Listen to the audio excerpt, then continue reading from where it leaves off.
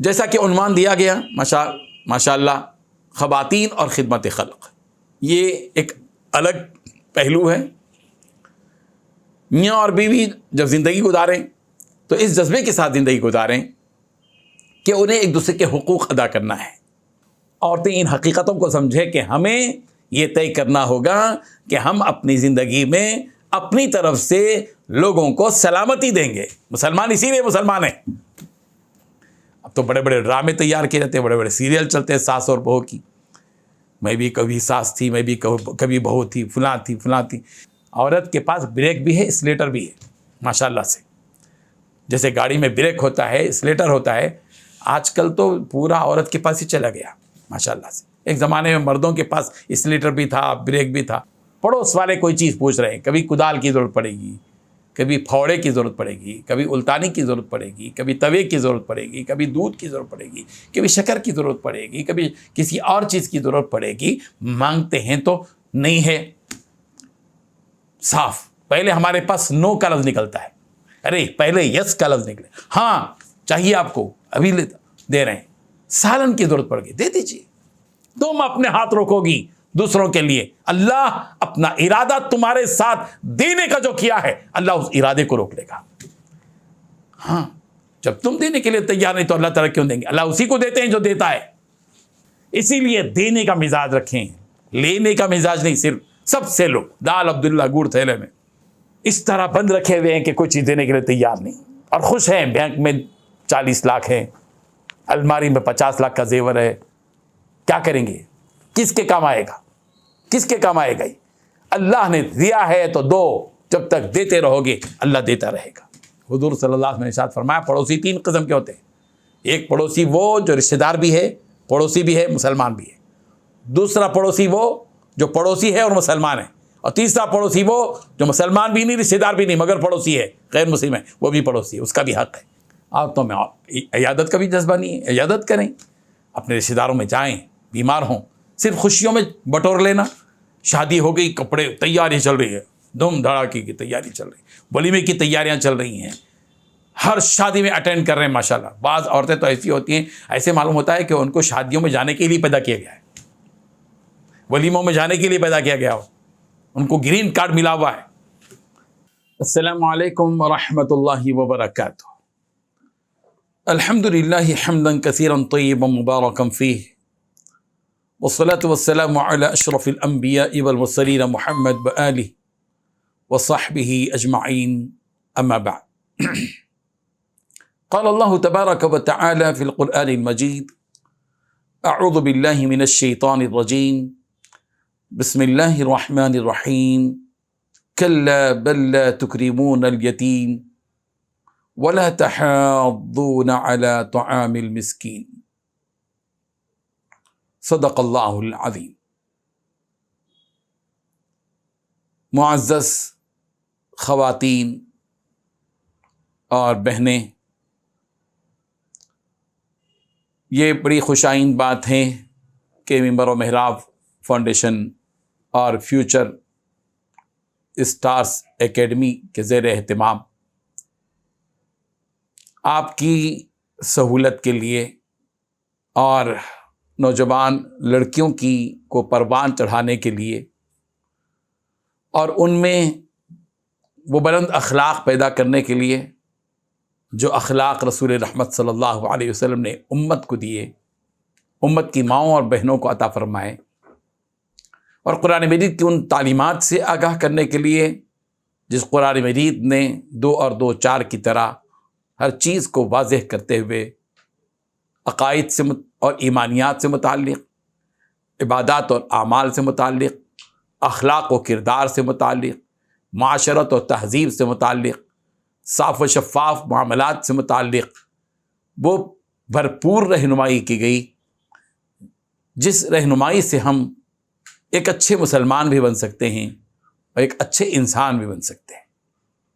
ضرورت اس بات کی ہے کہ یہ 4 مہینے کا جو کورس آن لائن کلاسز کا انعقاد کیا گیا ہے، اور ماشاءاللہ سے مولانا حبیب الرحمن حسامی صاحب کی کوششوں سے، کاوشوں سے ممبر محراب فاؤنڈیشن اور فیوچر اسٹارز اکیڈمی کے زیر اہتمام کامیاب انداز میں یہ آن لائن کلاس چل رہی ہیں اور تجربہ کار خواتین تعلیم دے رہی ہیں اور یہ کلاسز لے رہی ہیں. اور بڑی خوشی کی بات ہے کہ محترمہ ذکیہ کوثر باجی صاحبہ بھی الحمدللہ اپنے تجربے کی روشنی میں آپ تمام کو مختلف پہلوؤں سے آگاہ کر رہی ہیں. اللہ کرے کہ اس قسم کی جو کوششیں ہیں وہ کامیابی سے ہمکنار ہوں. ظاہر ہے کہ جو ازدواجی زندگی ہوتی ہے اس ازدواجی زندگی میں کامیابی سے ہمکنار ہونا اور خوشگوار ازدواجی زندگی کا گزارنا اور نکاح کے بعد جو زندگی گزاری جاتی ہے وہ ایک نازک رشتہ بھی ہوتا ہے. اگر وہاں علم کی روشنی نہ ہو تو ظاہر بات ہے کہ یہی ازدواجی زندگی تلخیوں سے دوچار ہو جاتی ہے اور وہ واقعات اور حادثات پیش آتے ہیں جو معاشرے کے لیے داغ اور ناسور ہوتے ہیں. یہ جو کوشش کی جا رہی ہے اس کا مقصد یہی ہے کہ مسلمان خاندانوں میں محبتوں کو فروغ ہو، نفرتوں کا خاتمہ ہو اور ایک ایسی پیاری زندگی مسلمان ازدواجی حیثیت سے گزاریں جس میں مٹھاس ہو، شیرینی ہو، محبت ہو، الفت ہو، مودت ہو، ہمدردی ہو، غمخواری ہو، دردمندی ہو، ایک دوسرے کا پاس و لحاظ ہو اور ایک دوسرے کے حقوق کی ادائیگی ہو. ازدواجی زندگی میں معاملات بگڑتے ہیں اس وقت جب کہ دونوں ایک دوسرے کے حقوق کو ادا نہیں کرتے. ہر ایک حق طلبی کی طرف مائل ہوتا ہے. شوہر یہ چاہتا ہے کہ بیوی اس کے حق ادا کرے، وہ مطالبہ کرتا ہے کہ وہ میرا وہ حق ادا کرے، یہ حق ادا کرے، اور بیوی یہ چاہتی ہے کہ شوہر اس کے حق ادا کرے. حق ادائیگی اور حق طلبی دونوں میں بڑا فرق ہے. جب تک میاں اور بیوی دونوں اپنے اس پیارے رشتے میں اور اس حساس رشتے میں ایک دوسرے کے حقوق کو ادا کرنے کے جذبے کے ساتھ جئیں گے تو یہ زندگی بہت پیاری زندگی ہوگی. لیکن اگر اس میں حق طلبی کا مزاج پیدا ہو جائے گا، شوہر یہ چاہے گا کہ میں حق طلب کرتا رہوں، بیوی یہ چاہتی رہے گی کہ میں شوہر سے اپنا حق طلب کرتی رہوں، تو ظاہر بات ہے کہ جب تک حق طلبی کا جذبہ رہے گا زندگیوں میں مٹھاس پیدا نہیں ہو سکتی، زندگیوں میں خوشگواری پیدا نہیں ہو سکتی. جیسا کہ عنوان دیا گیا ماشاء اللہ خواتین اور خدمت خلق، یہ ایک الگ پہلو ہے. میاں اور بیوی جب زندگی گزاریں تو اس جذبے کے ساتھ زندگی گزاریں کہ انہیں ایک دوسرے کے حقوق ادا کرنا ہے. اس دنیا میں ہم اکیلے اور تنہا نہیں ہیں کہ جیسے چاہے زندگی بسر کر لیں اور صرف اپنے پیٹ کی طرف اور اپنی جس کو عموماً عام الفاظ میں پیٹ پوجا کہتے ہیں کہ کھایا اور پیا اور زندگی گزار دی. اس کا نام زندگی نہیں ہے. کھانا اور پینا تو ہر ایک سے لگا ہوا ہے. چیونٹی بھی کھاتی ہے، پرندے بھی کھاتے ہیں، درندے بھی کھاتے ہیں، حشرات الارض بھی کھاتے ہیں، مختلف قسم کے مویشی اور جانور بھی کھاتے ہیں.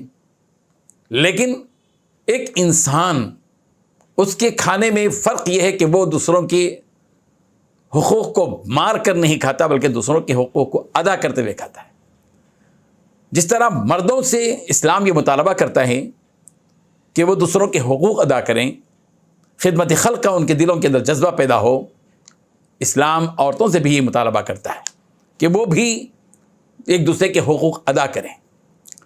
حقوق کی ادائیگی کا جہاں تک تعلق ہے، اگر گھر کی عورت اپنے اندر یہ جذبہ رکھے کہ وہ سارے خاندان میں ایک دوسرے کے حقوق کی ادائیگی کو رواج دیں گی، اس کو فروغ دیں گی، تو حقوق کی ادائیگی کا سلسلہ دوڑتا ہے، چلتا نہیں دوڑتا ہے. مگر گھر کے اندر کی عورت اگر اس میں بریک لگا دے تو ظاہر بات ہے کہ معاملہ کھٹائی میں پڑ جاتا ہے اور صرف اپنی ضرورتیں ہی، اپنی نفع مفاد پرستی جس کو کہا جاتا ہے، وہ چیزیں پیدا ہو جاتی ہیں. اسلام خیر خواہی کا نام ہے. عورتیں اس حقیقت کو سمجھیں، میری مائیں اور بہنیں، نوجوان طالبات، ان حقیقتوں کو سمجھیں کہ آپ اس دیواری زندگی کی طرف جب قدم رکھیں گی تو وہاں آپ کو اس احساس کے ساتھ زندگی گزارنا ہوگا کہ دین اپنے اندر کیا معنی رکھتا ہے. دین کیا ہے؟ دین نام ہے خیر خواہی کا. دین نام رسول رحمت صلی اللہ علیہ وسلم نے دینداری کے بارے میں جو بات بیان فرمائی وہ الدین النصیحہ صلی اللہ علیہ وسلم. کیا پیارا پیغام رسول رحمت صلی اللہ علیہ وسلم کا ہے. پیارے پیغمبر کے مزاج کو سمجھیں ہم کہ سرکار دو عالم صلی اللہ علیہ وسلم یہاں بتانا چاہتے ہیں. بہت مختصر بات ہے. رسول رحمت صلی اللہ علیہ وسلم کی جو کلام ہے، آپ کے جو خطابات ہیں، وہ لمبے نہیں ہوا کرتے تھے، بہت مختصر، جوامع الکلم جس کو کہا جاتا ہے. لمبی بات کو مختصر الفاظ میں پیش کر دینا. ہم گھنٹہ، 1.5 گھنٹہ، 2 گھنٹے تقریریں کرتے ہیں، لیکن جو ہم 1.5 گھنٹے 2 گھنٹے میں بات کہتے ہیں، رسول رحمت صلی اللہ علیہ وسلم کا یہ معجزہ تھا کہ پیغمبر اس کو صرف 2 الفاظ میں کہہ دیتے تھے.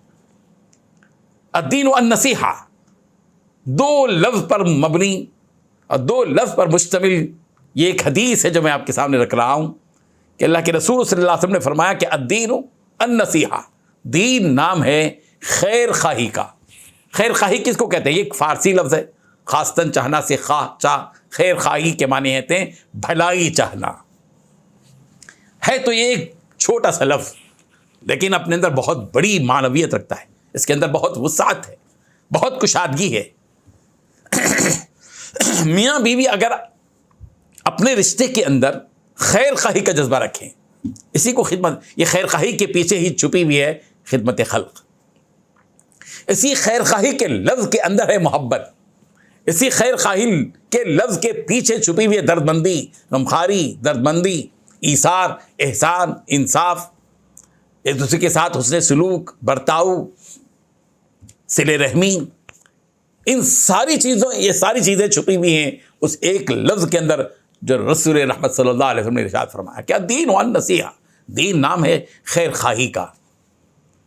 میں ان تمام طالبات سے، ان تمام خواتین سے جنہوں نے اس کورس میں حصہ لیا ہے، میں اپیل کرنا چاہتا ہوں اور دل کی گہرائی کے ساتھ سے آپ کے ساتھ میں اپنی اس درد کو شیئر کرنا چاہتا ہوں کہ آپ ان حقیقتوں کو سمجھیں. زندگی گزارنا بہت آسان ہے. زندگی کسی بھی طرح گزر جائے گی.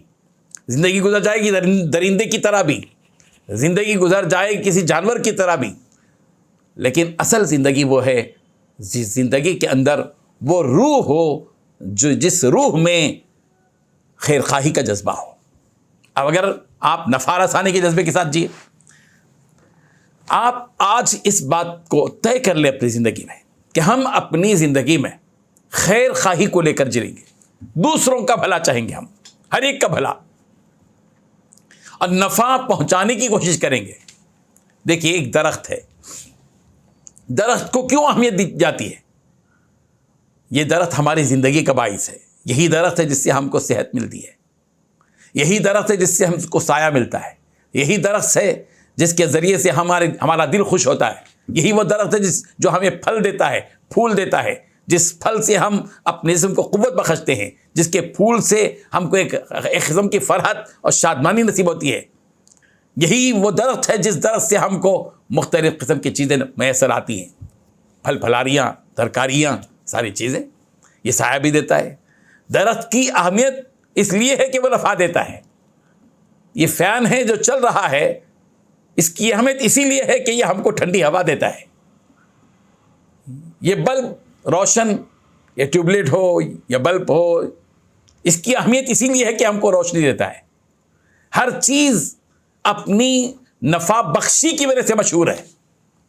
ہر چیز. یہ سواری کی اہمیت اس لیے کہ ہم کو منزل تک پہنچاتی ہے. یہ سورج اس لیے کی اہمیت اسی لیے ہے کہ ہم کو دن کا اجالا دیتا ہے، اپنی حرارت دیتا ہے. چاند کی اہمیت اس لیے کہ وہ ہم کو چاندنی فراہم کرتا ہے. بارش کی اہمیت اس لیے ہے کہ بارش ہم کو یہ مردہ زمین کو زندہ کرتا ہے. زمین کی اہمیت اس لیے کہ یہ زمین ہم کو زندہ ہو کر ہمارے لیے ہر قسم کی چیزیں تیار کر کے دیتی ہے، صبح سے شام تک جو ہم کھاتے پیتے ہیں. ہر چیز کی اہمیت اس کی افادیت کی وجہ سے ہے. جب یہ معمولی چیزیں نفع دیتی ہیں تو پھر ہمیں کیا ہوا کہ ہم دوسروں کو نقصان پہنچائیں. ہم یہ طے کریں کہ آج سے ہم اپنی زندگی میں کسی کو کسی بھی قسم کی کوئی کا نقصان نہیں پہنچائیں گے. لا ضرر ولا ضرار.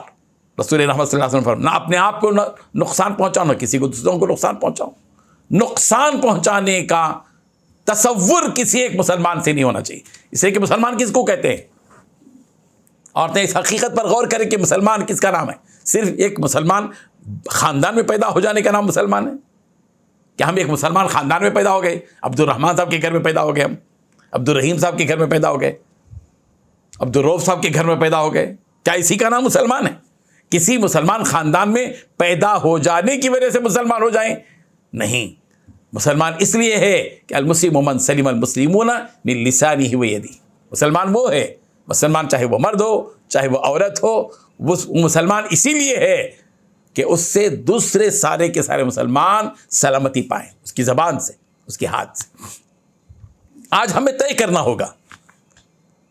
خدمت خلق تو بعد کی چیز ہے کہ کسی ننگے کو کپڑا پہنا دیں, کسی پیاسے کو پانی پلا دیں, کسی بھوکے کو کھانا کھلا دیں, کسی ضرورت مند کی ضرورت پوری کر دیں, کسی گرے ہوئے آدمی کو اٹھا کر کھڑا کر دیں, کسی نابینا آدمی کو اس کی منزل تک پہنچا دیں, کسی یتیم کے سر کے اوپر شفقت کا ہاتھ پھیر دیں, کسی بیوہ کی خبر گیری کر دیں, کسی کے غم کو ہلکا کر دیں. یہ تو خدمت خلق کی بعد کی چیزیں ہیں. اس سے پہلے کی چیزیں جو بنیادی ہیں. عورتیں ان حقیقتوں کو سمجھے کہ ہمیں یہ طے کرنا ہوگا کہ ہم اپنی زندگی میں اپنی طرف سے لوگوں کو سلامتی دیں گے. مسلمان اسی لیے مسلمان ہے, اس سلم سے ہے, یہ سلامتی پہنچانے والا. مسلمان وہ ہے جو سلامتی پہنچا دیتا ہے, لوگوں کو سلامتی پہنچاتا ہے, فرمانبرداری کرتا ہے, سلامتی پہنچاتا ہے. مومن کو مومن اس لیے کہتے ہیں کہ وہ امن دیتا ہے. ہم اپنے نام کو سمجھیں, ہم اپنے اس منصب کو سمجھیں جس منصب پر آج ہم موجود ہیں. عام انسانوں کی طرح ہمارا معاملہ ہے, لیکن ایک تلخ حقیقت ہے کہ بعض مرتبہ جن کا تعلق اسلام سے نہیں ہے وہ اسلام کے کام کرتے ہیں, اسلام کی تعلیمات پر عمل کرتے ہیں, اور وہ لوگ جو مسلمان خاندانوں میں پیدا ہو گئے وہ اسلامی عقائد اور اسلامی اخلاق سے بالکل محروم ہیں. یہی وجہ ہے کہ آج ہمارے جس ملک میں ہم زندگی بسر کرتے ہیں, بڑی ہمت کے ساتھ مجھے یہ بات کہنی پڑتی ہے کہ آج ہمارے ہندوستان میں مسلمانوں کا جو امیج پہنچا ہے غیروں تک, وہ بہت غلط پہنچا ہے, محض اس لیے کہ ہم نے ان تعلیمات کو فراموش کر دیا جو تعلیمات رسول اللہ صلی اللہ علیہ وسلم کو دیں. وہ اخلاق کا بلند درجہ, وہ بلند سطح جو حضور صلی اللہ علیہ وسلم نے مدینہ منورہ میں اور مکہ مکرمہ میں لوگوں کے ساتھ حسن سلوک کرتے ہوئے جو امیج دیا تھا, جو تعلیمات دی تھیں, جو انقلاب پیدا کیا تھا, وہ کیا تھا؟ محبت, الفت. مسلمان کس کو کہتے ہیں؟ مومن کا تعارف کیا ہے؟ عورتیں اس حقیقت کو سمجھیں کہ صرف 5 وقت کی نماز پڑھ لینے کا نام مومن و مسلمان نہیں ہے, صرف جمعے کی نماز پڑھ لینے کا نام مومن و مسلمان نہیں ہے, صرف رمضان کے روزے رکھ لینے سے آدمی کامل مسلمان ہو جائے نہیں ہے. اسلام مطالبہ کرتا ہے کہ ہم مکمل مسلمان ہو جائے. یا ایھا الذین آمنوا ادخلوا فی السلم کافہ, ایمان والو اسلام میں کہ پورے کے پورے داخل ہو جاؤ. یہ کیا ہے مطلب اس کا مطالبہ کیا ہے؟ مطالبہ یہ ہے کہ تمہارا ایمان بھی اسلامی ہو, تمہارے عقائد بھی اسلامی ہو, تمہاری عبادت بھی اسلامی ہو, تمہارے اخلاق بھی اسلامی ہو, تمہاری معاشرتی زندگی بھی اسلامی ہو, تمہاری اس دیواری زندگی بھی اسلامی ہو, تمہارے آپس کے معاملات بھی اسلامی ہو. مسلمان کس کو کہتے ہیں؟ سب سے پہلے ہم یہ طے کریں کہ ہم محبت پیش کریں گے لوگوں کو. آج ہمارے دلوں کے اندر نفرتیں, عداوتیں ہیں. شروع ہی سے بچی کے ذہن میں بٹھا دیا جاتا ہے کہ ساس کا مطلب یہ ہے کہ کوئی دشمن کا امیج اس کے ذہن میں بٹھا دیا جاتا ہے. ساس, یہ غلط تصورات ہیں جو ہم اپنی زندگیوں میں پیش کر رہے ہیں. ماں کا کردار یہاں ہے, ماں کی ذمہ داری ہے کہ ماں اپنے بچوں کے درمیان میں ساس کا تعارف کروائے تو ایک ہمدرد کی حیثیت سے, ایک ماں کی حیثیت سے. ایسا نہیں ہے کہ وہ ایک دشمن ہو. چونکہ ہمارے اپنے معاشروں کے اندر ہم نے اس چیز کو بٹھا لیا ہے, بچی کے سامنے اگر ہم اپنی ساس کی غیبت کرتے ہیں, اس کے عیبوں کو اچھالتے ہیں, اس کی بے عزتی کرتے ہیں, تو کیا قدر رہے گی اس کے دل میں؟ اس کے ذہن میں یہ بات بیٹھے گی کہ مجھے بھی اپنے ساس کے ساتھ وہی رویہ اختیار کرنا ہے. اسی لیے پہلے محبتوں کو بٹھائیے, صرف نماز پڑھنے کا نام دین نہیں ہے. مومن کون ہے؟ مومن کا تعارف یہ ہے المؤمن مألف. مومن محبت کا گہوارہ ہوتا ہے, محبت کا سرچشمہ ہوتا ہے, کنواں بھرا ہوا ہوتا ہے پانی سے, اور مومن کا دل بھرا ہوا ہوتا ہے محبت سے. محبت بٹھائیے دلوں کے اندر. اسی محبت کو جب بٹھاتے رہیں گے آپ تو محبت کے نظارے آپ دیکھیں گے. نفرتوں کو بٹھاتے رہیں گے تو نفرت کے نظارے, محبتوں کو بٹھائیں گے تو محبتوں کے قصے نمودار ہوں گے ہماری زندگی سے. اور اگر نفرتوں کو بٹھائیں گے دلوں کے اندر تو نفرتوں کے مظاہرے ہوں گے, نفرتوں کے قصے شروع ہوں گے, لڑائیاں, جھگڑے, حسد کی آگ بھڑکے گی, دشمنی بڑھے گی, غضب غصہ بڑھے گا. نتائج کیا ہوں گے؟ نتائج ہوں گے خاندان تباہ ہو جائیں گے. آج خاندانوں کی تباہی کو ہم اپنے آنکھوں سے دیکھ رہے ہیں. ایک دوسرے سے ملنے کے لیے تیار نہیں ہے. آج واقعی یہ حقیقت ہے, بڑی تلخ حقیقت, بڑی کڑوی حقیقت ہے کہ جتنی محبت آج ہم کو اپنے موبائل سے ہے اتنی محبت اپنی ماں اور اپنے باپ سے نہیں, اپنے شوہر سے نہیں ہے, اپنی بیوی سے نہیں ہے. جتنی محبت ہم نے بٹھا لی ہے اپنے موبائل کی. موبائل ایک ضرورت کی چیز ہے, لیکن آج ساری رشتہ داریاں کمزور ہو چکی ہیں. میں کہتا ہوں کہ خواتین کی ذمہ داری ہے کہ رشتہ داریاں مردوں سے مضبوط نہیں ہوتے, عورتوں سے مضبوط ہوتی ہیں. عورت اگر کہتے چھوڑ دو ان کو تو چھوڑ دے گا مرد, ان کی اہمیت کو گھٹا دو گھٹا دے گا, ان سے ملنا نہیں ہے نہیں ملے گا. مگر آپ ذمہ دار ہیں بحیثیت خاندان کے ایک عظیم فرد کے, کہ خاندان بڑھتا ہے, خاندان مضبوط ہوتا ہے, خاندان میں عروج ہوتا ہے کب؟ جب کہ ایک عورت صلہ رحمی کا جذبہ دل میں پیدا کرتی ہے. صلہ رحمی کیا ہے؟ یہی خدمت خلق ہے. صلہ رحمی کو فروغ دیجیے. صل من قطعک واعف عمن ظلمک واحسن الی من اساء الیک. کیا تعریف کی. رسول رحمت صلی اللہ علیہ وسلم نے کیا فرمایا؟ مجھے رشتہ داروں کو جوڑنے کے لیے پیدا کیا گیا ہے. کون کہہ رہے ہیں یہ؟ ہم سب کے نبی حضرت محمد مصطفیٰ صلی اللہ علیہ وسلم کہہ رہے ہیں کہ مجھے اللہ تبارک و تعالیٰ نے رشتوں کو جوڑنے کے لیے بھیجا ہے. آج ہم کیا کر رہے ہیں؟ اسی رسول کے امتی ہیں. رشتوں کو بکھیرنے والے ہم ہیں, رشتوں کو توڑنے والے ہم ہیں, رشتوں کو خراب کرنے والے ہم ہیں, رشتوں کو کمزور کرنے والے ہیں ہم ہیں, رشتوں کو بے حیثیت کرنے والے ہم ہیں, اور رشتوں کو توڑ کر قاطع رحم بننے والے ہیں ہم ہیں, جن کے بارے میں نبی کریم صلی اللہ علیہ وسلم نے وعید کے طور پر بیان فرمایا, لا يدخل الجنت قاطع. رشتوں کو توڑنے والا جنت میں داخل نہیں ہوگا. کیا مطلب ہے اس کا؟ آج ہم کس کی تیاری کر رہے ہیں؟ رشتوں کو مت توڑیے, رشتوں کو جوڑنے کی کوشش کیجیے. جہاں تک ہو سکے رشتوں کو جوڑتے رہیے. شادی ہوئی ہوگی, اس دیواری زندگی کا آغاز ہوگا, پہل کیجیے آپ رشتوں کو جوڑنے کے لیے. رشتے 3 قسم کے ہوتے ہیں, ددیالی, ننیالی اور سسرالی. ددیالی ننیالی رشتے تو وہ ہمارے بچپن سے ہی جڑ جاتے ہیں. جیسے ہی بچہ پیدا ہوتا ہے وہ کسی کی بھانجی ہو جاتی ہے, کسی کی بھتیجی ہو جاتی ہے, کسی کی بیٹی ہو جاتی ہے, اور کسی کی نواسی ہو جاتی ہے, کسی کی پوتری ہو جاتی ہے. رشتے جڑ جاتے ہیں, پیدائش کے ساتھ ہی رشتے جڑ جاتے ہیں. اور پھر یہ ددیالی رشتے بھی ہیں, ننیالی رشتے بھی ہیں. کسی کی بھتیجی ہے تو کسی کی بھانجی ہے, کسی کی پوتری ہے تو کسی کی نواسی ہے. یہ رشتے بڑھتے جاتے ہیں, ددیالی اور ننیالی رشتے. اور جیسے ہی جوانی پر قدم رکھتے ہیں اب ایک نئے رشتے کا آغاز ہوتا ہے, وہ سسرالی رشتے ہوتے ہیں. اور تینوں رشتوں کو نبھانا, نسب کا رشتہ بھی ہے کہ ددیالی اور رشتے اور ننیالی, اور پھر اس کے بعد سسرالی رشتہ ہے. یہ تینوں قسم کے رشتوں کو جوڑنے کی کوشش کیجیے. ہر ایک رشتے کی اپنی اپنی جگہ اہمیت ہے. بعض مرتبہ ایسا ہوتا ہے, میں نے کہا کہ رشتے جوڑتے ہیں عورت سے, رشتے کٹتے ہیں عورت سے. آج کل لوگ کہتے ہیں نا, انہوں نہیں آئے تو ہم بھی نہیں آئیں گے, انہوں نہیں آ رہے اس لیے ہم بھی نہیں جائیں گے, انہوں نہیں جا رہے ہم بھی نہیں جائیں گے. اور بڑی آسانی کے ساتھ ہمیں جملہ کہہ دیتے ہیں, آج سے تم ہمارے چچا نہیں, ہم تمہارے بھتیجے نہیں, آج سے تم ہمارے ماموں نہیں, ہم تمہارے بھانجے نہیں. یہ جو رشتوں کو توڑنا بہت آسان سمجھا جا رہا ہے.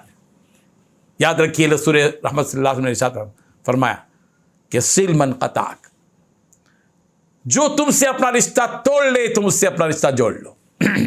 جوڑو رشتے کو, جہاں تک ہو سکے رشتوں کو جوڑنے کی کوشش کرو. یہ کہہ دینا بہت آسان ہے کہ تم نہیں آئے تو ہم نہیں آئیں گے. یہ اسلامی جملہ نہیں ہے. یا رسول رحمت صلی اللہ علیہ وسلم کی امتی کے لیے زیبا نہیں دیتا کہ اس قسم کا کوئی جملہ ادا کرے. مسلمان اور نبی سے رشتہ رکھنے والی عورت یہی جملہ کہے گی, تم کٹ جاؤ گے بھی تو ہم تم سے جڑے رہیں گے. یہ کہیے آپ اپنی, دیکھیے پھر کیا انقلاب پیدا ہوگا رشتہ داریوں کے اندر. اگر کوئی آپ سے اپنا رشتہ توڑ رہا ہے, آپ ان سے کہیے آپ اگر ہمارے پاس نہیں آتے تو ہم آپ کے پاس ضرور آئیں گے اور آتے رہیں گے. دیکھیے پھر محبتیں کیسے بڑھیں گی, نفرتیں ختم ہو جائیں گی. معاف کر دیجیے نا رشتہ داروں کو. ایک جملہ کوئی کہہ دیا کسی کے موقع پر, اسی جملے کو پکڑ کر بیٹھ گئے. خواتین بیٹھ جاتی ہیں, مجھے معاف کیجیے, مرد بھی ہوتے ہیں اس سلسلے میں, مگر تھوڑا سا ایک قدم آگے عورتیں ہوتی ہیں اس سلسلے میں.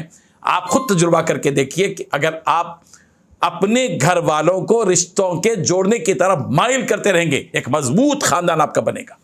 یہی تو رشتہ داریاں ہیں, یہی تو خاندانی سسٹم ہے. رسول رحمت صلی اللہ علیہ وسلم نے بڑی محنتوں کے بعد یہ نظام قائم کیا, خاندانی سسٹم قائم کیا, فیملی سسٹم جو نبی کریم صلی اللہ علیہ وسلم نے قائم کیا. ان رشتوں کو قائم رکھیے. وَاعْفُ عَمَّنْ ظَلَمَكَ, جو ظلم کیا اس ظلم کو لے کر مت بیٹھ جائیے بوجھ کو, اس کو معاف کر دیجیے. کسی نے آپ پر ظلم کیا, سسرالی کوئی رشتہ دار نے یا ننیالی نے یا ددیالی رشتہ دار نے, آپ اس کو معاف کر دیجیے. دوسرے دن کہہ دیجیے کہ آپ نے ہمارے اوپر ظلم کیا, لیکن ہم اس ظلم کی جو ہے کا اعادہ کرتے نہیں رہیں گے, بلکہ ہم آپ کو معاف کر دیتے. آج ہمارا معاملہ یہ ہے کہ ہم کیا کہتے ہیں, ہم اچھوں کے ساتھ اچھے, بروں کے ساتھ برے. بڑی آسانی سے کہتے ہیں, بہت فخر محسوس کرتے ہیں پہلوانی. یہ جملہ ایک مسلمان کا جملہ نہیں ہو سکتا. یہ جملہ غیر مسلموں کا ہو سکتا, کسی اور کا ہو سکتا ہے جس کو مہذب تعلیم سے جو محروم ہے وہ کہہ سکتا ہے. اللہ کے نبی صلی اللہ علیہ وسلم کی سے محبت رکھنے والی ایک عورت, ایک لڑکی جس کا رشتہ اللہ کے نبی صلی اللہ علیہ وسلم سے ہے, ہم اپنے جملے میں کیا کہیں گے, ہم اچھوں کے ساتھ بھی اچھے اور بروں کے ساتھ بھی اچھے. اسی لیے کہا گیا وَأَحْسِنْ إِلَىٰ مَنْ أَسَاءَ إِلَيْكَ, جو تمہارے ساتھ برا برتاؤ کرے تم اس کے ساتھ اچھا برتاؤ کرو, اچھا برتاؤ کرو. ایک تو ہے محبت, اور پھر دوسری بات میں جو خواتین سے کہنا چاہتا ہوں, خدمت خلق تو عمل کی چیز ہے, وہ بات کی چیز ہے, اس سے پہلے کی چیز ہے. خواتین ان حقیقتوں کو سمجھے کہ ہم ایک دوسرے کو مضبوط کرنے کی کوشش کریں. آج ہمارا حال یہ کہ ہم ایک دوسرے کو کھوکھلا کرتے ہیں. کبھی چاچی کو کھوکھلا کر دیا, کبھی ننند کو کھوکھلا کر دیا, اور کبھی شوہر کو کھوکھلا کر دیا, کبھی ساس کو کھوکھلا کر دیا, کبھی دیورانی کو کھوکھلا کر دیا, کبھی جٹانی کو کھوکھلا کر دیا, کبھی جیٹ کو اور کبھی دیور کو, کبھی فلاں کو کھوکھلا کرنے کی کوشش کرتے ہیں. کھوکھلا مت کیجیے کسی کو, مضبوط کیجیے. المؤمن للمؤمن کالبنیان, مومن مسلمان کیا ہے, ایک دوسرے کے لیے اینٹ کی طرح ہے. جیسے ایک اینٹ دوسرے اینٹ کو مضبوط کرتی ہے, وہ بے جان اینٹ, بے ایمان اینٹ, اس کے پاس ایمان بھی نہیں, عقل بھی نہیں, بے عقل, بے ایمان, بے حیثیت, بے روح, مگر وہ ایک اینٹ دوسرے اینٹ کو مضبوط کرتی ہے اور ایک مضبوط دیوار قائم ہو جاتی ہے, ایک سہارا دیتی ہے. ایک مسلمان, ایک مومن, اللہ کے نبی صلی اللہ علیہ وسلم فرمایا ایک مومن دوسرے مومن کو اینٹ کی طرح مضبوط کرے عمارت کی, یشد بعضہ بعضا, ایک دوسرے کو مضبوط کرتا ہے. جیسے اللہ کے نبی صلی اللہ علیہ وسلم, جس طرح یہ مضبوطی پیدا ہونا چاہیے ہمارے رشتہ دار, ہمارا خاندان اس طرح مضبوط ہو جائے جیسے ایک ہاتھ کی انگلیاں دوسرے ہاتھ کی انگلیوں کے درمیان میں یوں داخل ہو گئیں اور یوں مضبوط ہو گئے. اس سے مضبوطی ہوتی ہے, صرف اکیلے سے مضبوطی نہیں ہوتی. ایک انگلی سے کوئی کام نہیں ہو سکتا, 2 انگلیوں سے صرف کام نہیں ہو سکتا, 5 انگلیوں کی گرفت سے ایک مضبوط کام ہو سکتا ہے. کسی مضبوط چیز کو اٹھایا جا سکتا ہے, ایک جگہ سے دوسری جگہ منتقل کیا جا سکتا ہے, ایک جگہ سے دوسری جگہ لے جایا جا سکتا ہے. صرف ایک انگلی سے, ایک انگوٹھے سے کچھ کام نہیں ہوگا. یہ بالکل خاندان کا فرد ہے. اپنے گھر کے ایک ذمہ دار کو بڑا سمجھیے. یہ انگوٹھا ہے, مرد ہے. الرجال قوامون علی النساء, مرد دوسرے تمام عورتوں پر بھاری ہے. ان چیزوں کو ملحوظ رکھیے. یہ جو ایک انگوٹھا ہے اس کے تحت میں یہ 4 ہیں. اس سے یہ بھی معلوم ہوتا ہے جو قرآن مجید کی آیت ہے فَانكِحُوا مَا طَابَ لَكُم مِنَ النِّسَاءِ مَثْنَىٰ وَثُلَاثَ وَرُبَاعَ, تم نکاح کرو عورتوں میں سے جو تم کو پسند ہو, 2 عورتوں سے, 3 عورتوں سے, 4 عورتوں سے. یہ جو 4 ہے یہ تو ایک 4 کو سنبھال سکتا ہے. ہاں, ایک عورت کے لیے 4 نہیں ہے مرد, ایک مرد کے لیے 4 عورتیں ہیں. یہ ذہن میں رکھیے. تو ایک کی اطاعت میں آ جائیے, ایک کو اپنا بڑا سمجھیے. عورت گھروں کے اندر انتشار اس وقت پیدا ہوتا ہے جب ہم کسی کو بڑا ماننے کے لیے تیار نہیں ہوتے. اپنے آپ کو بڑا سمجھنے والا ایگو جس کے اندر رہتا ہے, غرور, یہی غرور ہے جو ستیہ ناش کر دیتا ہے پورے خاندان کو. یہی وجہ ہے کہ آج کل جو لڑائیاں ہیں ساس بہو کی، ہمارے پورے ہندوستان کی قومی لڑائی اگر کسی لڑائی کو کہا جا سکتا ہے وہ جو ہے وہ ساس اور بہو کی لڑائی ہے. اب تو بڑے بڑے ڈرامے تیار کیے جاتے ہیں، بڑے بڑے سیریل چلتے ہیں ساس اور بہو کی. میں بھی کبھی ساس تھی، میں بھی کبھی بہو تھی، فلاں تھی. یہ کیا ہے؟ یہ بنا لیا گیا ہے. نکالیے یہ اس خناس کو دل سے. جس کو بھی نکاح کرنا ہو پہلے یہ خناس نکالے کہ وہ جو ساس ہے وہ میری ماں ہے، وہ میرے شوہر کی ماں ہے، میں اس کی بیٹی ہوں. میں اس کے لیے بہو بن کے ایک بھوت سوار کر کے مت جائیے، میں اس کی بیٹی بن کر جا رہی ہوں، میں میری ماں کے گھر کو جا رہی ہوں. اللہ تعالیٰ نے ایک نظام ہمارے لیے بنایا ہے کہ ایک لڑکی ہے تو وہ ایک عمر تک پہنچ جاتی ہے، پھر اپنے ماں باپ کے گھر سے نکل کر دوسرے گھر جاتی ہے. اسی سے خاندان بنتے ہیں، اسی سے ایک مضبوط خاندان بنتا ہے. اسی لیے خدمت خلق کے ساتھ پہلے اپنے دلوں کو درست کر، اس چیز کو نکالنا چاہیے. اپنے دلوں کے اندر سے نفرتوں کو نکالیے، عداوتوں کو نکالیے، بغض کو نکالیے، حسد کو نکالیے، کینوں کو نکالیے. یہ کینہ کوئی اچھی چیز نہیں ہے. انسان سے انسان کو کینہ نہیں ہے اچھا. جس سینے میں کینہ ہو وہ سینہ نہیں اچھا. ہمارے سینوں کے اندر سے وہ کینہ نکلنا چاہیے. جب یہ بدبودار چیز نکل جائے گی، گندی چیز نکل جائے گی. کوئی اچھی چیز آپ دودھ گرم کرنا چاہتے ہیں بھگونے، تو پہلے آپ کیا کرتی ہیں بھگونے کو؟ پہلے بھگونے کو صاف کرتی ہیں. اپنی زندگی کو پکانا دودھ کی طرح جب پھٹنے سے محفوظ رکھنا چاہتی ہو تو دلوں کے اندر سے نکالی. اگر بھگونے میں دودھ گرم کرنا چاہتی ہیں، اس میں اگر آپ پہلے سے مرچی یا نمک یا کوئی ایسی چیز اس کے اندر ہو، پھر اسی کے ساتھ اس میں دودھ گرم کیا جائے، پھٹ جائے گا، دودھ بیکار ہو جائے گا. اس دیواری خوشگوار زندگی کی مثال دودھ کی طرح ہے. اور اس دودھ کو جس بھگونے میں رکھا جائے، گرم کیا جائے گا، اس سے پہلے اس کی گندگی کو دور کیا جائے گا. نکاح سے پہلے اپنے دلوں کو صاف کیجیے، اپنے دلوں کے اندر محبتیں پیدا کیجیے، اپنے دلوں میں ایک دوسرے کی دردمندی پیدا کیجیے، احسان کے جذبات پیدا کیجیے، ایک دوسرے کے ساتھ احسان کرنا، نفع رسانی کا جذبہ پیدا کیجیے. دوسروں کو نفع دیں گے، دوسروں کو روشنی دیں گے، دوسروں کو فائدہ پہنچائیں گے. صرف اپنا فائدہ پہنچا لینا کوئی کمال کی بات نہیں ہے. کمال یہ ہے کہ ہم دوسروں کو فائدہ پہنچائیں. اسی کو کہتے ہیں خدمت، دوسروں کو فائدہ پہنچانا. چھوٹی چھوٹی چیزیں ہوتی ہیں اپنے پڑوس کے درمیان. ہم اپنے پڑوس میں ہیں، ان کے ساتھ بھی خدمت کا معاملہ کیجیے. ہم خود اپنے گھر والوں کو نفع نہیں پہنچانا چاہتے تو غیروں کو کیا نفع پہنچائیں، پڑوس کو کیا نفع پہنچائیں گے. اللہ کے نبی صلی اللہ علیہ وسلم نے کیا حکم دیا ہے؟ وَوَيْلٌ لِّلْمُصَلِّينَ الَّذِينَ هُمْ عَنْ صَلَاتِهِمْ سَاهُونَ الَّذِينَ هُمْ يُرَاءُونَ وَيَمْنَعُونَ الْمَاعُونَ. ویل ہے ان نمازیوں کے لیے، نماز پڑھنے کے باوجود بڑی خرابی ہے. کون سے وہ لوگ ہیں جو ان میں سے وہ بھی ہے جو چھوٹی چھوٹی چیزوں کو لوگوں کو دینے سے روکتے ہیں. عورتیں گھر کی اندر کی چیزوں کی مالک ہوتی ہیں. زیادہ تر عورتوں سے پوچھ کر، مرد اپنے اختیار سے گھر کی کوئی چیز دے نہیں سکتا. ارے کیوں دیے؟ وہ عورت پوچھے گی. بریک ہے نا عورت کے پاس، عورت کے پاس بریک بھی ہے، اسلیٹر بھی ہے ماشاءاللہ سے. جیسے گاڑی میں بریک ہوتا ہے، اسلیٹر ہوتا ہے، آج کل تو پورا عورت کے پاس ہی چلا گیا ماشاءاللہ سے. ایک زمانے میں مردوں کے پاس اسلیٹر بھی تھا، بریک بھی تھا. اب ہمارے مرد حضرات جو ہے پورا استعفیٰ دے دے کے عورتوں کے ہاتھ میں ہی دے دیے پوری گاڑی زندگی کی. تمہارے ہاتھ ہی میں رکھو اسلیٹر اور تمہارے ہاتھ ہی میں رکھو بریک. کوئی چیز جو ہے دینا ہوتا ہے تو شوہر کو بیوی سے پوچھنا پڑتا ہے. حالانکہ کماتا ہے شوہر، لاتا ہے شوہر، محنت کرتا ہے شوہر، لا کے گھر میں اندر آتے ہی اس کی پوری مالک بیوی بنتی ہے، عورت بنتی ہے. اور کوئی چیز دینا ہو تو پھر بیوی کو ہی پوچھنا پڑتا ہے، ورنہ مواخذہ ہوگا، تنبیہ ہوگی، ڈانٹ ہوگی. نعوذ باللہ من ذالک. گھروں کے اندر کی چھوٹی چھوٹی چیزوں کو اگر دینے کی ضرورت پڑے تو دل کھلا رکھو، اپنے دل کو کھلا رکھو. پڑوس والے کوئی چیز پوچھ رہے ہیں، کبھی کدال کی ضرورت پڑے گی، کبھی پھوڑے کی ضرورت پڑے گی، کبھی التانی کی ضرورت پڑے گی، کبھی توے کی ضرورت پڑے گی، کبھی دودھ کی ضرورت پڑے گی، کبھی شکر کی ضرورت پڑے گی، کبھی کسی اور چیز کی ضرورت پڑے گی. مانگتے ہیں تو نہیں ہے صاف. پہلے ہمارے پاس نو کا لفظ نکلتا ہے. ارے پہلے یس کا لفظ نکلے، ہاں چاہیے آپ کو، ابھی دے رہے ہیں، سالن کی ضرورت پڑ گئی دے دیجیے، کسی چٹائی کی ضرورت پڑ گئی، کرسی کی ضرورت پڑ گئی، کچھ حالات خوشی کے اور غم کے ہوتے ہیں، ان موقعوں پر ایک دوسرے کی ضرورت کو لینا پڑتا ہے، دینا پڑتا ہے۔ مت روکو ہاتھ کو، تم اپنے ہاتھ روکو گی دوسروں کے لیے، اللہ اپنا ارادہ تمہارے ساتھ دینے کا جو کیا ہے، اللہ اس ارادے کو روک لے گا۔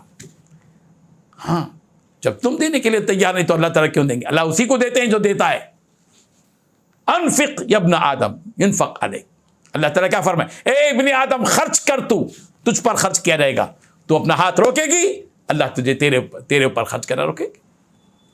اسی لیے دینے کا مزاج رکھیں، لینے کا مزاج نہیں، صرف سب سے لو، دال عبداللہ گڑ تھیلے میں، لاؤ لاؤ لاؤ، ادھر سے بھی نہیں گے، ادھر سے بھی نہیں گے، ادھر سے بھی نہیں گے، ادھر سے بھی نہیں گے۔ دینے کی بات آتی ہے تو ہاتھ روک لیں گے۔ کنجوس اور مکھی چوس نہیں بننا ہے، بخیل نہیں بننا ہے۔ اللہ تعالیٰ کو بخیل بالکل پسند نہیں ہے۔ بخیل اللہ سے بھی دور ہے، رسول سے بھی دور ہے، جنت سے بھی دور ہے، اور سخی اللہ سے بھی قریب ہے، جنت سے بھی قریب ہے۔ اگر واقعی جنت میں داخل ہونا چاہتی ہیں تو آپ سخی بنیے، ہاتھ کو کھلے رکھو، بند مت رکھو، بند اس طرح بند رکھے ہوئے ہیں کہ کوئی چیز دینے کے لیے تیار نہیں، اور خوش ہیں، بینک میں 40 لاکھ ہے، الماری میں 50 لاکھ کا زیور ہے، کیا کریں گے؟ کس کے کام آئے گا؟ کس کے کام آئے گا؟ اللہ نے دیا ہے تو دو، جب تک دیتے رہو گے اللہ دیتا رہے گا۔ روکنا نہیں ہے، چھوٹی چھوٹی چیزیں ہیں دوسروں کو دو، اسی میں انسانیت ہے۔ اور اللہ کے نبی، اور جب اسی لیے اللہ کے نبی صلی اللہ علیہ وسلم نے کیا مزاج بنایا؟ لا تؤذی جیرانک بریح قدرک، تیرے گھر کی ہانڈی کی خوشبو سے تجھے اپنے پڑوسی کو تکلیف نہیں پہنچانا چاہیے۔ کیا مطلب ہے اس کا؟ کیا مزاج ہے اسلام کا؟ دیکھیے حضور صلی اللہ علیہ وسلم چاہنا چاہتے ہیں کہ اگر تم اپنے گھر میں کوئی اچھی چیز پکا رہے ہو جس کی خوشبو پڑوس کو پہنچتی ہو، پڑوسن کو پہنچتی ہو، تو تم کیا کرو؟ اپنے گھر کے اس سالن میں جتنا تمہارا ضرورت، کچھ اور پانی ڈال دو، زیادہ سالن بنا دو، ایک کٹورا سالن بھیج دیا، بھیج دو۔ بازو والے آپ کی مچھلی کی خوشبو سونگھ رہے ہیں، ایک ٹکڑا مچھلی ان کے گھر تک نہیں جا رہی ہے، اور وہ بھی بالکل جو ہے خوشبو محسوس کر رہے ہیں، کیا خوشبو ہی سونگھتے رہیں گے؟ کبھی تو دینا چاہیے، اچھی چیز دیتے رہیں، لینے کی نیت سے نہیں، دینے کی نیت سے دو۔ بعض لوگ لینے کی نیت سے دیتے ہیں، آج ہم حلیم دے دیتے ہیں، آپ کو جو ہے پرسوں حریص بھیج دیں گے، آج ہم دہی وڑے بھیج دیتے ہیں، اور تم کل جو ہے نا بھجیاں بھیج دو۔ لینے کی نیت سے نہیں، دینے کی نیت سے دیجیے، اللہ تعالیٰ دیں گے آپ کو۔ بازو والے سے لینے کی نیت سے مت لیجیے، اوپر والے سے لینے کی نیت سے دیجیے، دیکھیے پھر اللہ تعالیٰ تبارک و تعالیٰ آپ کے گھر میں برکتیں عطا فرمائیں گے۔ چھوٹی چھوٹی چیزیں ہوتی ہیں، پڑوسیوں کے ساتھ حسن سلوک کے لیے کیا فائدہ ہے؟ اور پڑوسیوں میں غیر مسلم بھی پڑوسی ہے۔ حضور صلی اللہ علیہ وسلم نے ارشاد فرمایا پڑوسی 3 قسم کے ہوتے ہیں، ایک پڑوسی وہ جو رشتہ دار بھی ہے، پڑوسی بھی ہے، مسلمان بھی ہے، دوسرا پڑوسی وہ جو پڑوسی ہے اور مسلمان ہے، اور تیسرا پڑوسی وہ جو مسلمان بھی نہیں، رشتہ دار بھی نہیں، مگر پڑوسی ہے، غیر مسلم ہے، وہ بھی پڑوسی ہے، اس کا بھی حق ہے۔ ہم کیا سمجھتے ہیں؟ لکشمیہ ہے، رام میاں ہے، اس کا کوئی ہمارے اوپر حق نہیں ہے، ان کون کی تو کون کی، ان ادھر دیکھے گا تو ہم ادھر دیکھیں گے، صبح اٹھ کے وہ ہماری طرف دیکھا تو ہم کسی اور طرف دیکھیں گے، وہ کسی اور طرف دیکھا تو ہم اس کو دیکھیں گے۔ نہیں، غیر مسلموں کے ساتھ حسن سلوک کے لیے ہم کو دعوت دینے کا موقع دیا گیا ہے، اپنے اچھے اخلاق کے ذریعے سے ہم ان کو دعوت دیں گے۔ آپ اچھے اخلاق اختیار کیجیے، غیر مسلموں کے ساتھ بھی حسن سلوک کیجیے، کھلائیے ان کو، پلائیے، آپ کا کام ہے یہ۔ عورت، گھر کی عورت جب اس کا ہاتھ کھل جاتا ہے تو اللہ تبارک و تعالیٰ ایک بڑا دروازہ اس کے لیے کھول دیتے ہیں، سخاوت، اپنی طرف سے سخاوت کا۔ اور تم اپنی شان سے اور ہم اپنی شان سے دیں گے، اپنی مجبوری کے ساتھ، اپنی کمزور ہاتھوں سے، لیکن اللہ اپنے طاقتور ہاتھوں سے تمہیں عطا کرے گا، اور وہ دے گا تو اپنی شان سے دے گا۔ معمولی MLA اگر دے گا تو تھوڑی 10 روپے 20 روپے میں اکتفا کرے گا، کوئی چیف منسٹر دے گا تو وہ تو لاکھوں ہی میں دے گا۔ اور جب بادشاہوں کا بادشاہ، حقیقی بادشاہ جو شہنشاہ ہے، وہ جو آسمان و زمین کا خالق اور مالک ہے، وہ جب دے گا تو انشاءاللہ وہ اپنی شان سے دے گا۔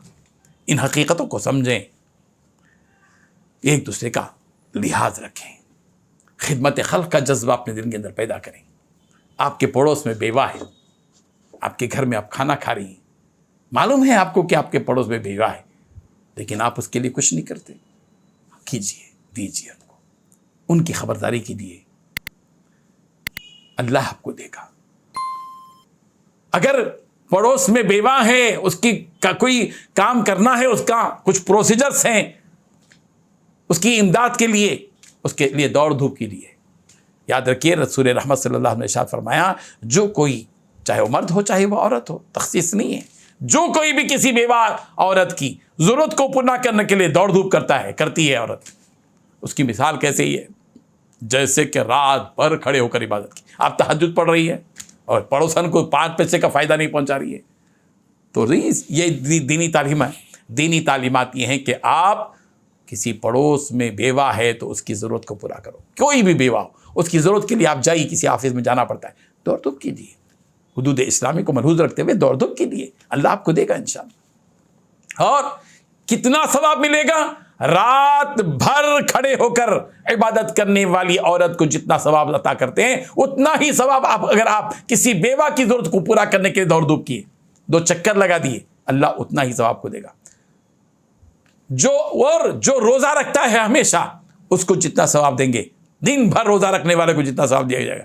2 گھنٹے اگر آپ کسی کے ساتھ گئے، بیوہ عورت ہے، بیمار ہو گئی ہے، عیادت کرو. عیادت بھی کریں عورتیں، عورتوں میں عیادت کا بھی جذبہ نہیں ہے، عیادت کریں، اپنے رشتہ داروں میں جائیں، بیمار ہوں. صرف خوشیوں میں بٹور لینا، شادی ہو گئی، کپڑے تیاری چل رہی ہے، دھوم دھڑاکی کی تیاری چل رہی ہے، ولیمے کی تیاریاں چل رہی ہیں، ہر شادی میں اٹینڈ کر رہے ہیں ماشاءاللہ. بعض عورتیں تو ایسی ہوتی ہیں، ایسے معلوم ہوتا ہے کہ ان کو شادیوں میں جانے کے لیے پیدا کیا گیا ہے، ولیموں میں جانے کے لیے پیدا کیا گیا ہو، ان کو گرین کارڈ ملا ہوا ہے. تھوڑی اس کے لیے ہم پیدا کیے گئے، جائیے، ضرور جائیے، حدود میں رہتے ہوئے جانے کی اجازت ہے، لیکن ہم اسی کے لیے پیدا نہیں ہوئے. صرف خوشیوں میں جانا، وہ بیمار ہے ہم نہیں جاتے ان کے گھر، ان کے گھر میں حادثہ ہو گیا ہم نہیں جاتے، ان کے گھر میں کسی کا انتقال ہو گیا تعزیت کے لیے نہیں جاتے. جانا چاہیے.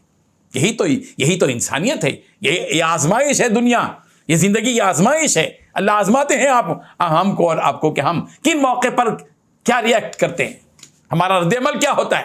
کسی کے دکھ پر ہمارے رد عمل کیا ہونا چاہیے؟ ہمارے دل کے اندر دکھ ہو، غم ہو، رنج ہو، اس کے دکھ میں رنج میں ساتھ ہے. خوشی میں رہنے میں ساتھ دینا کوئی کمال نہیں ہے، غم میں ساتھ دینا کمال ہے.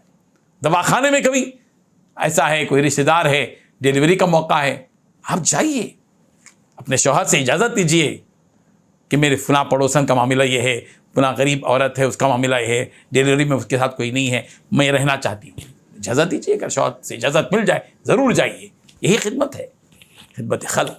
بیماروں کی عیادت کرنا، دواخانوں میں ساتھ دینا، ان کی ضرورتوں کی تکمیل کرنا، ان کے غم کو ہلکا کرنا، ان کی پریشانی اور الجھنوں کو دور کرنا، یہی وہ کام ہے جن کاموں کے کرنے کی ضرورت ہے. ماشاءاللہ یہ آن لائن کلاسز میں سلسلے جاری ہیں. اللہ تعالیٰ اس کو اور مزید کامیابی عطا فرمائے. اور جو بھی خواتین جو کورس چل رہا ہے، بڑی محنتوں کے ساتھ اس میں کوششیں کی جا رہی ہیں، تو آپ اس کو کامیاب بنائیں، اس پر عمل کریں، اپنی زندگی کے اندر تبدیلی پیدا کریں. روٹین کی جو زندگی چل رہی ہے، اس کا نام زندگی نہیں ہے. زندگی نام ہے چینج کا، تلون کا، بدلنے کا. اپنے آپ کو بدلنا چاہیے. ہم جیسے شروع میں تھے ویسے ہی رہیں گے. ہم بچپن میں 10 کلو کے تھے، تو کیا ابھی بھی 10 کلو ہی کے ہیں؟ اب تو 35 کلو کے ہو گئے، کوئی 50 کلو کے ہو گئے. بعض بچیاں تو ایسی ہوتی ہیں کہ جو رہتی ہیں 25 سال کی، 22 سال کی، اور جو ہے وہ تو سنچری پار کر چکی ہیں، 100 سے زیادہ ہو گئی.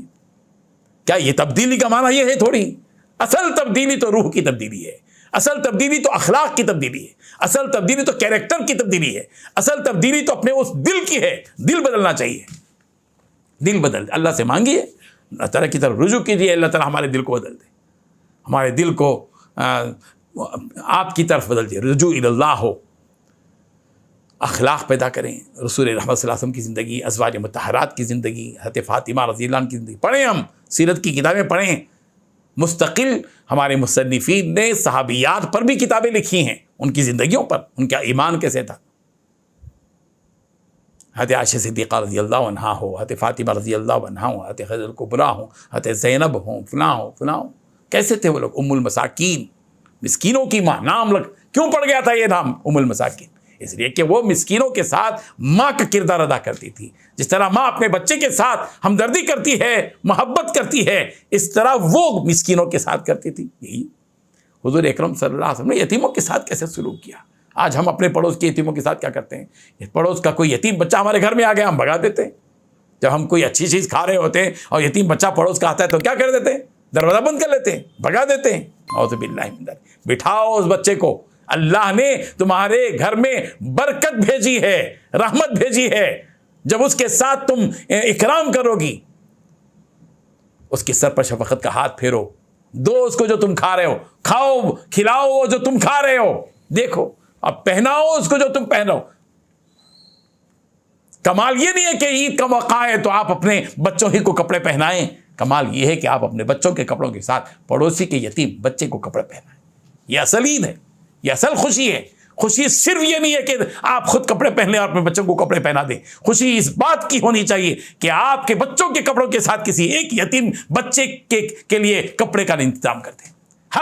ہر عورت ہر عید کے موقع پر کم سے کم اپنے ساتھ اپنے ایک اڑوس پڑوس کے یا اپنے رشتہ داروں میں ڈھونڈ کر ایک یتیم مستحق بچے کو کپڑے پہنا دیں. اور اسی معیار کا پہنائیے. یہ نہیں کہ گھٹیا ہو. جیسے دیا جاتا ہے نا زکوٰۃ کی ساڑیاں، وہ زکوٰۃ کی ساڑیاں جو دی جاتی ہیں نا، ان کا حشر یہ ہوتا ہے کہ ایک مرتبہ پانی میں ڈال دیا تو پھر سوائے پیپر کے اور کچھ بھی نہیں نکلتا، پیپر کی طرح نکلتی. وہ ساڑی تھوڑی ہے. اچھی چیز دو، جو تم اپنے لیے پسند کرتے ہو دوسروں کے لیے پسند کرو. اللہ کرے کہ یہ جو کہی ہوئی باتیں ہیں اللہ تعالیٰ ہم سب کو عمل کی توفیق عطا فرمائے. وآخر دعوانا ان الحمد للہ.